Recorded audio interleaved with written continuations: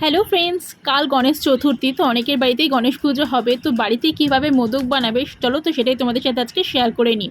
তো সবার প্রথম আমি এখানে 2 প্যাকেট দুধ নিয়ে এসেছিলাম। তো সেই দুধটাকে আমি কড়াইয়ের মধ্যে ঢেলে দিয়েছি। সেটাকে ভালো করে আগে জাল দিতে হবে, বেশ একটু ঘন ঘন করেই জাল দিতে হবে। তো আমি মানে এটা হাতা দিয়ে সমানে নাড়ছি, নাড়তে নাড়তে এটাকে জাল দিচ্ছি।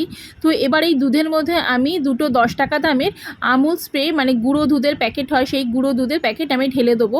এই যে দেখতেই পাচ্ছ আমুল স্প্রে আমি এখানে 10 টাকা দামে দুটো নিয়ে এসেছি। তো সেটাই আমি দুধের মধ্যে মেশাচ্ছি। তো এটাকে কিন্তু মেশানোর সাথে সাথে সঙ্গে সঙ্গে হাতা দিয়ে ভালো করে কিন্তু নাড়তে হবে, নাহলে নিচে লেগে যাবে। তো কন্টিনিউ এটাকে নাড়তে হবে। আর আমি এখানে দুটো প্যাকেট এনেছি 10 টাকা করে। সেই দুটো প্যাকেটে আমি এখানে ভালো করে মিশিয়ে নিচ্ছি। ব্যাস, তেমন আর কিছুই লাগবে না। আর আমি এটাকে একটু টেস্টফুল করার জন্য এখানে আমি কিছুটা পরিমাণ কাজু নিয়ে নিয়েছিলাম। তো সেই কাজুটাকে আমি একটুখানি ভেঙে গুঁড়িয়ে নিয়েছি, ঠিক আছে। এই যে দেখতেই পাচ্ছ একদম কুচো কুচো মতন করে নিয়েছি। তো সেটাকে আমি দুধের মধ্যে মিশিয়ে দিচ্ছি ভালো করে। আর কিছুটা কাজু আমি রেখে দিয়েছি গার্নিশের জন্য। তো চলো তোমরা দেখতে থাকো, আশা করছি ভালো লাগবে। তো এই যে দেখো আমি কাজু বাদামটাকে দিয়ে দিচ্ছি। হ্যাঁ, তবে কাজু বাদামটা কিন্তু আমি আগে ভিজিয়ে রেখেছিলাম। তো এইভাবেই নাড়তে নাড়তে একদম শুকনো হয়ে আসলেই কিন্তু আমাদের আজকে মোদকের জন্য পুর একদম রেডি হয়ে যাবে। তো এটাকে এই যে দেখতেই পাচ্ছ একদম ঘন ঘন মতন ক্ষীরের মতন হয়ে গেছে। তো এটাকে একটু শুকাতে হবে, শুকালেই হয়ে যাবে। তো আমি কিন্তু এই মোদক বানানোর জন্য যে মোল্ডগুলো পাওয়া যায় সেইগুলো কিনে নিয়েছি প্লাস্টিকের।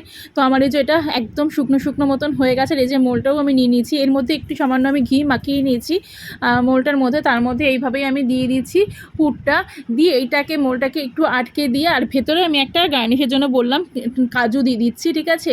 তোমরা এটাকে ওপরেও দিতে পারো। তো যাই হোক আমি ভেতরে একটা করে কাজু দিয়ে এটাকে আটকে দিচ্ছি, দিয়ে ভালো করে চেপে দিলে কিন্তু আমাদের মোদক রেডি হয়ে যাবে। এটা খেতে কিন্তু খুবই ভালো হয়।